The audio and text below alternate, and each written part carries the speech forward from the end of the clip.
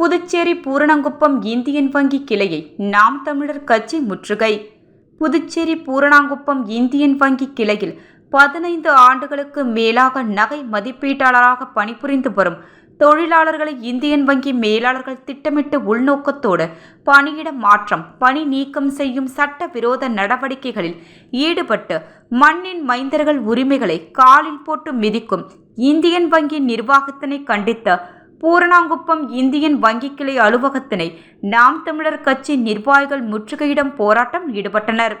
காவல்துறை வேண்டுகோளுக்கு இணங்க பூரணங்குப்பம் இந்தியன் வங்கி கிளை மேலாளர் ஷெரமா மீனா மற்றும் இந்தியன் வங்கி மண்டல துணை பொது மேலாளர் வெங்கட சுப்பிரமணியன் அவர்களை சந்தித்து நடைபெற்ற பேச்சுவார்த்தையில் நாம் தமிழர் கட்சி நிர்வாகிகள் தங்கள் கோரிக்கைகளை வலியுறுத்தினார்கள். நாம் தமிழர் கட்சி நிர்வாகிகளின் கோரிக்கைகளை கேட்டறிந்த இந்தியன் வங்கி துணை பொது மேலாளர் வெங்கட சுப்பிரமணியன் அவர்கள் பணி நீக்கம் செய்யப்பட்ட நகை மதிப்பீட்டாளர்கள் அவர்களுக்கு உடனே பணி வழங்கிடவும் உத்தரவிட்டார்.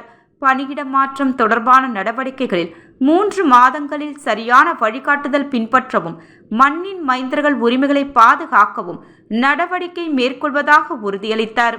இந்நிகழ்வில் நாம் தமிழர் கட்சியின் உருளையன்பேட்டை தொகுதி செயலாளர் கருணாநிதி, நாம் தமிழர் கட்சி நிர்வாகிகள் மணிபாரதி காமராஜ், ரமேஷ் வினோத், பாலாஜி, வேலவன் முகுந்தன், வீராசாமி பாலன், ரவிக்குமார், வீரப்பன் பாலன் மற்றும் நாம் தமிழர் கட்சி நிர்வாகிகள் 25க்கும் மேற்பட்டவர்கள் பங்கேற்றனர்.